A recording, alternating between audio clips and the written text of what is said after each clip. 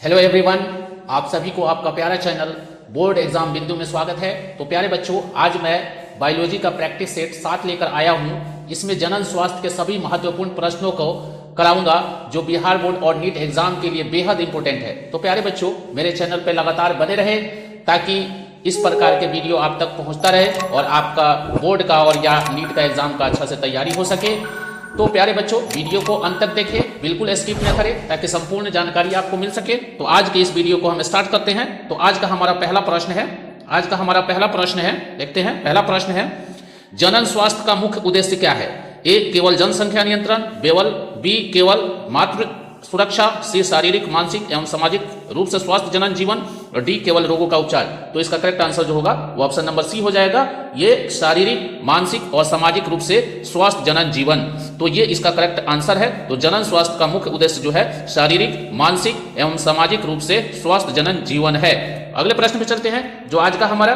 दूसरा प्रश्न है। परिवार नियोजन कार्यक्रम भारत में कब प्रारंभ हुआ? ए, 1947, बी, 1951 और सी, 1952 और डी, 1961।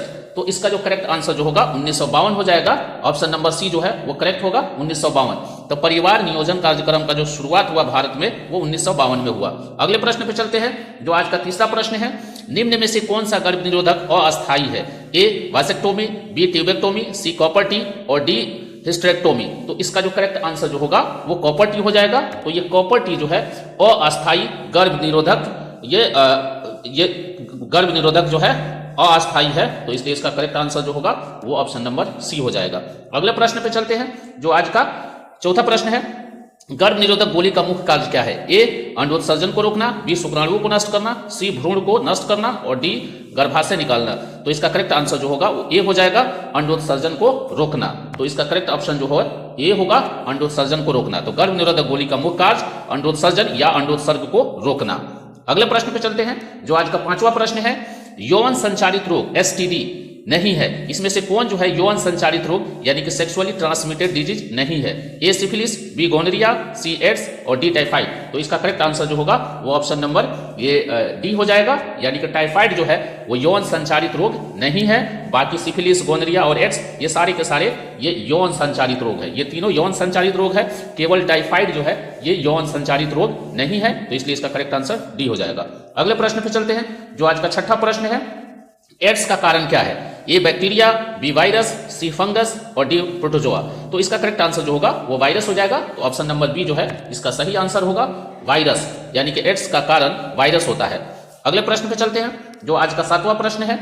निम्न में से कौन सा अवरोधक गर्भ निरोधक है? ए, कॉपर टी, बी, कॉन्डोम, सी, गर्भ निरोधक गोली और डी, इंजेक्शन। तो इसका जो करेक्ट आंसर जो हो जाएगा वो कॉन्डोम हो जाएगा, यानी कि ऑप्शन नंबर बी जो है ये करेक्ट होगा, कॉन्डोम।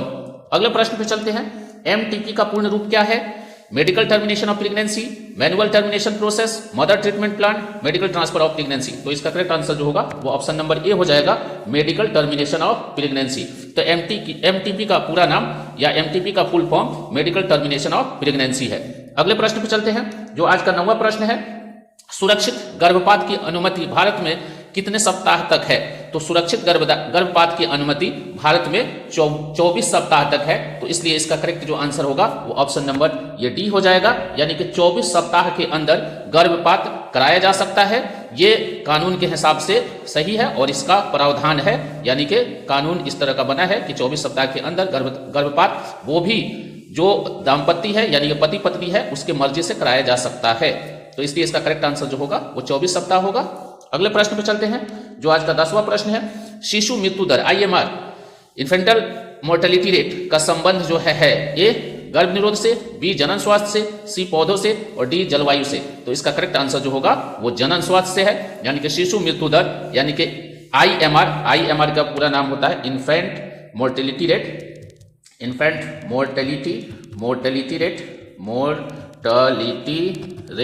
तो इन्फेंट मोर्टेलिटी रेट IMR इसको शॉर्ट में कहा जाता है। तो इसका संबंध जो है वो जनन स्वास्थ्य से है। तो इसलिए इसका करेक्ट आंसर जो होगा वो जनन स्वास्थ्य हो जाएगा। तो ऑप्शन नंबर बी जो है वो करेक्ट होगा। अगले प्रश्न पे चलते हैं, जो आज का 11वां प्रश्न है। 11वां प्रश्न देखने से पहले अगर मेरे चैनल पे नए हैं तो इसे प्लीज सब्सक्राइब कर ले, ताकि इस प्रकार का वीडियो आप तक पहुंचता रहे और आपका बोर्ड या नीट एग्जाम की तैयारी अच्छा से हो सके। यदि आप बोर्ड या नीट एग्जाम की तैयारी कर रहे हैं तो ये चैनल आपके लिए बहुत इंपॉर्टेंट है और ये वीडियो भी आपके लिए बहुत इंपॉर्टेंट है, तो इस पे लगातार बने रहे ताकि आपको पूरी जानकारी मिल सके। अगले प्रश्न देखते हैं, 11वां प्रश्न, कॉपर टी किस स्थान पर लगाया जाता है? ए योनि, बी गर्भाशय, सी अंडाशय, डी फैलोपियन नलिका। तो इसका जो करेक्ट आंसर जो होगा वो ऑप्शन नंबर बी हो जाएगा, गर्भाशय, यानी कॉपर टी जो है गर्भाशय में लगाया जाता है। अगले प्रश्न पे चलते हैं जो आज का 12वां प्रश्न है, निम्न में से कौन हार्मोनल गर्भ निरोधक है? ए कॉन्डोम, बी कॉपर टी, सी गर्भ निरोधक गोली और डी डायफ्राम। तो इसका जो करेक्ट आंसर जो होगा वो गर्भ निरोधक गोली है, तो ऑप्शन नंबर सी जो है ये करेक्ट आंसर होगा, गर्भ निरोधक गोली। अगले प्रश्न पे चलते हैं, HIV का संक्रमण नहीं फैलता है, तो इसमें किसके वजह से HIV का संक्रमण नहीं फैलता है? ए असुरक्षित यौन संबंध से, बी संक्रमित रक्त से, सी मां से शिशु और डी साथ बैठने से। तो इसका करेक्ट आंसर जो होगा वो ऑप्शन नंबर डी हो जाएगा, यानी कि अगर कोई संक्रमित व्यक्ति है उसके अगर साथ में बैठते हैं तो HIV का संक्रमण नहीं होता है, और बाकी इन तीनों से HIV का संक्रमण होता है। तो इसलिए इसका करेक्ट आंसर जो होगा वो डी होगा, ऑप्शन नंबर डी। अगले प्रश्न पे चलते हैं जो आज का 14वां प्रश्न है, कौन सा STD बैक्टीरिया से होता है? तो सेक्सुअली ट्रांसमिटेड डिजीज जो है इनमें से कौन सा है जो बैक्टीरिया के द्वारा होता है? AIDS, herpes, syphilis, hepatitis B. तो इसका जो करेक्ट आंसर जो होगा वो ऑप्शन नंबर सी हो जाएगा, सिफिलिस। सिफिलिस जो ऐसा STD है जो बैक्टीरिया के द्वारा होता है। अगले प्रश्न पे चलते हैं जो आज का 15वां प्रश्न है, जनन स्वास्थ्य शिक्षा आवश्यक है क्योंकि जनसंख्या बढ़ाने के लिए, यौन रोग फैलाने के लिए, जागरूकता और सुरक्षित जीवन हेतु और केवल परीक्षा के लिए। तो इसका जो करेक्ट आंसर जो होगा वो ऑप्शन नंबर सी हो जाएगा, जागरूकता और सुरक्षित जीवन हेतु, यानी कि जागरूकता और सुरक्षित जीवन हेतु जनन स्वास्थ्य शिक्षा जो है आवश्यक है। अगले प्रश्न पे चलते हैं जो आज का 16वां प्रश्न है, MTP अधिनियम किस वर्ष लागू हुआ?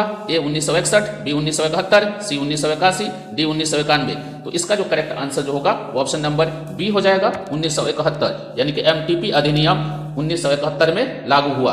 अगले प्रश्न पे चलते हैं, आज का 17वां प्रश्न है, किशोरावस्था में जनन स्वास्थ्य पर शिक्षा का उद्देश्य है। तो किशोरावस्था में जनन स्वास्थ्य पर जो शिक्षा दिया जाता है उसका उद्देश्य क्या है? ए भ्रम फैलाना, बी डर पैदा करना, सी सही जानकारी देना और डी रोग फैलाना। तो इसका जो करेक्ट आंसर जो होगा वो सी हो जाएगा, सही जानकारी देना, यानी कि किशोरावस्था में जनन स्वास्थ्य पर जो शिक्षा जो है वो सही जानकारी देना होता है। अगले प्रश्न पे चलते हैं जो आज का 18वां प्रश्न है, निम्न में से कौन जनन स्वास्थ्य का संकेतक है? ए साक्षरता दर, बी शिशु मृत्यु दर, सी वर्षा और डी तापमान। तो इसका जो करेक्ट आंसर जो होगा वो ऑप्शन नंबर बी हो जाएगा, शिशु मृत्यु दर। तो जनन स्वास्थ्य का संकेतक जो है वो शिशु मृत्यु दर है। अगले प्रश्न पे चलते हैं जो आज का 19वां प्रश्न है, निम्न में से कौन हार्मोनल गर्भ निरोधक है? ए कॉन्डोम, बी कॉपर टी, सी गर्भ निरोधक गोली और डी डायफ्राम। तो इसका जो करेक्ट आंसर जो होगा वो आपका क्या हो जाएगा, गर्भ निरोधक गोली होगा। तो इसका करेक्ट आंसर जो होगा वो गर्भ निरोधक गोली सी हो जाएगा, ऑप्शन नंबर सी जो है वो करेक्ट होगा। अगले प्रश्न पे चलते हैं जो आज का 20वां और आखिरी प्रश्न है, IUD का पूर्ण रूप क्या है, यानी कि IUD का फुल फॉर्म क्या होता है? A intra uterine device, B internal uterine device, C inter uterus drugs और डी इंट्रा यूरिनरी डिवाइस। तो इसका करेक्ट आंसर जो होगा इंट्रा यूटेराइन डिवाइस होगा, यानी कि ऑप्शन नंबर ए जो है वो करेक्ट होगा, इंट्रा यूटेराइन डिवाइस। IUD का पूरा नाम जो है इंट्रा यूटेराइन डिवाइस है, तो इसलिए इसका करेक्ट आंसर जो है ए होगा। तो आज के इस वीडियो में इतना ही। अगला मेरा प्रैक्टिस सेट जो है जनन स्वास्थ्य का नेक्स्ट वीडियो में आएगा, जो आपका फिर 20 प्रश्नों का होगा। तो मेरे चैनल पे लगातार बने रहें ताकि बायोलॉजी के जितने भी चैप्टर है, जितने भी अध्याय है, सभी का वस्तुनिष्ठ प्रश्नों का संपूर्ण जानकारी आपको मिल सके और किसी भी एग्जाम में आप आसानी से उत्तीर्ण हो सके। धन्यवाद।